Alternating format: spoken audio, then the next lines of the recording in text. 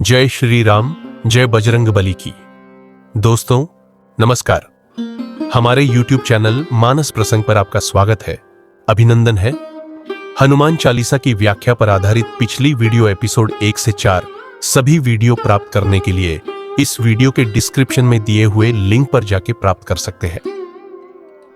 जब हम हनुमान चालीसा का पाठ करते हैं तो वह केवल शब्दों का उच्चारण नहीं होता, वह होता है हनुमान जी के दिव्य स्वरूप में डूब जाना।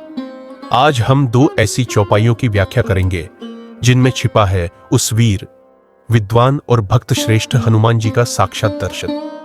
आइए उनके चरित्रों की गहराई में उतरते हैं अंतरात्मा से। आज की दो चौपाई है विद्यावान गुनी अति चातुर, राम काज करीबे को आतुर और प्रभु चरित्र सुनिबे को रसिया, राम लखन सीता मन बसिया, जिसमें हम विस्तार से व्याख्या करने वाले हैं। विद्यावान और विद्वान में अंतर क्या है? गोस्वामी जी हनुमंत लाल जी के लिए विद्यावान शब्द का उपयोग क्यों किया? इस वीडियो को आप मेरे YouTube चैनल मानस प्रसंग पर मिरेकल हनुमान चालीसा एपिसोड 5 के रूप में प्राप्त कर सकें। चलिए अब आ जाते हैं एक्सप्लेनिंग में, व्याख्या में। यहां पर मित्रों हनुमान जी के लिए विद्यावान गुनी अति चातुर में हनुमान जी के लिए विद्यावान शब्द का प्रयोग किया है। कृपया शब्दों के भेद पर ध्यान दीजिएगा।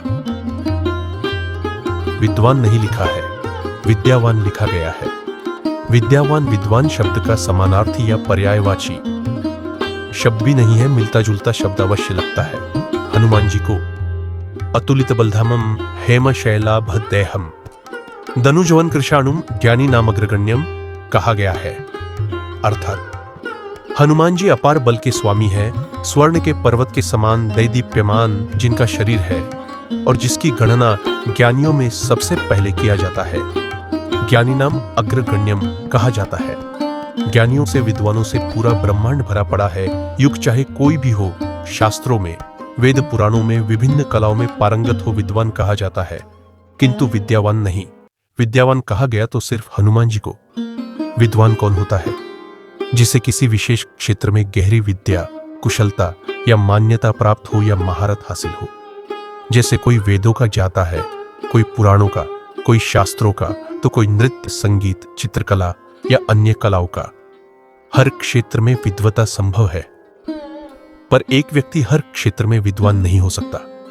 उदाहरण के लिए यदि कोई व्यक्ति चिकित्सा विज्ञान में एक उत्कृष्ट चिकित्सक है तो वह चिकित्सा के क्षेत्र में विद्वान कहलाएगा। लेकिन यदि उसकी तुलना किसी कुशल इंजीनियर से की जाए तो वह इंजीनियरिंग के क्षेत्र में विद्वान नहीं कहा जा सकता, क्योंकि वह उसका विषय नहीं है। तात्पर्य यह कि विद्वता सार्वभौमिक नहीं होती, यह उस व्यक्ति की विशेषज्ञता और अभ्यास के क्षेत्र पर आधारित होती है। लेकिन हनुमान जी को सभी क्षेत्र में महारत हासिल है। हनुमान जी को अष्ट सिद्धि और 9 निधि के दाता कहा गया है।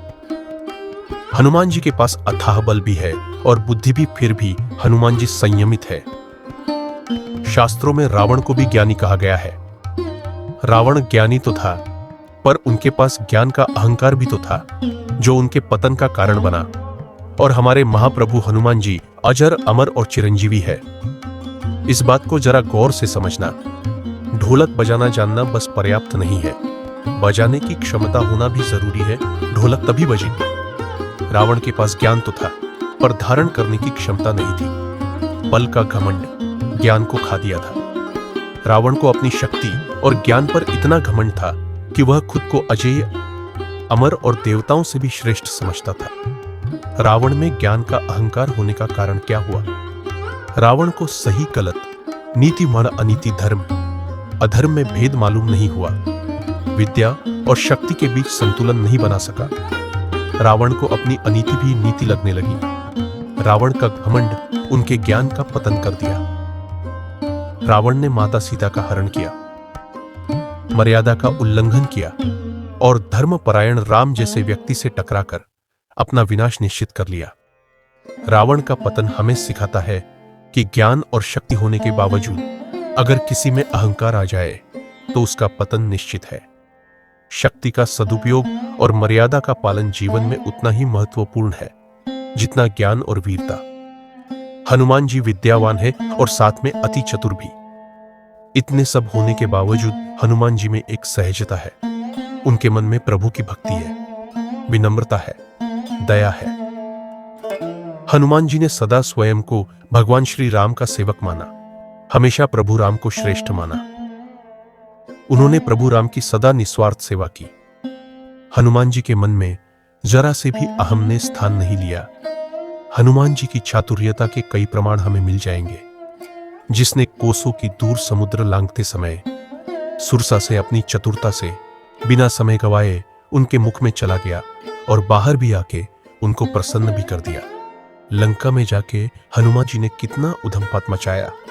वही महाबलशाली मां सीता से एक छोटे से वानर के रूप में बहुत सहज रूप में मिले, ताकि माता सीता के मन में उनके भारी शरीर को देख के मन में डर उत्पन्न न हो, कहीं वानर रूप में राक्षस होने का मन में संदेह उत्पन्न न हो।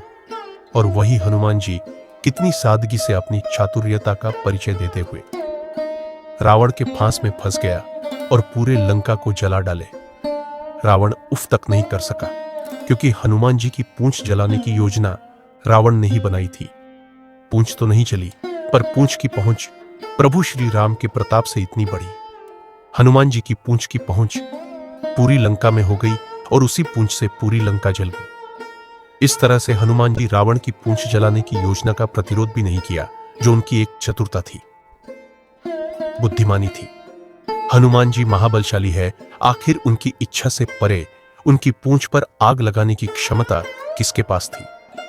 हनुमान जी विद्यावान, गुणी और अति चतुर होने के बावजूद हमेशा प्रभु श्री राम के कार्य को त्वरित गति से तत्क्षण करने के लिए आतुर है। उनमें एक व्याकुलता है, धैर्य नहीं है। हनुमान जी राम कथा के रसिक है। राम कथा हनुमान जी के लिए अमृत के समान है। राम जी की कथा हनुमान जी के अंतर्मन को भाता है। यदि हनुमान जी को कोई चीज प्रिय है तो वो है भगवान राम की कथा। अगर आप हनुमान जी को प्रसन्न करना चाहते हो तो आप भगवान राम के अनुरागी, प्रेमी भक्त बन जाओ। हनुमान जी को प्रसन्न करने की जरूरत नहीं है, वह स्वयं प्रसन्न हो जाएंगे। उनकी भक्ति आपको सहज में मिल जाएगी। हनुमान जी तो राम कथा के ऐसे अनुरागी हैं जिन्होंने भगवान राम के साथ स्वर्ग धाम जाने के लिए मना कर दिया। प्रभु, मैं तो यहीं इस धरा पर ही रहूंगा जहां आपकी कथा होती हो, कथा सुनने को मिले। राम लखन सीता मन बसिया का मतलब है जिनके हृदय में, अंतर्मन में सदा भगवान राम, लक्ष्मण और माता सीता विराजित है। श्रद्धालु दर्शकगण एवं मानस के मर्मज्ञ श्रोताओं, आप सभी की आत्मीय उपस्थिति और सहभागिता से ही मानस प्रसंग की यह भक्ति यात्रा दिन ब दिन पुष्पित पल्लवित हो रही है। आपका हर एक लाइक, कमेंट व सब्सक्रिप्शन हमारे लिए केवल समर्थन नहीं, बल्कि हनुमान जी की कृपा और आपकी सहभागिता का प्रतीक। हमारे YouTube चैनल मानस प्रसंग पर निरंतर बने रहने के लिए सब्सक्राइब कर बेल का बटन दबाकर सभी नोटिफिकेशन ऑन कर लीजिए। पूरी वीडियो देखने के बाद आज की ये वीडियो आपको कैसे लगी कमेंट करके अवश्य बताएगा। आज के लिए बस इतना ही। जय श्री राम, जय हनुमान।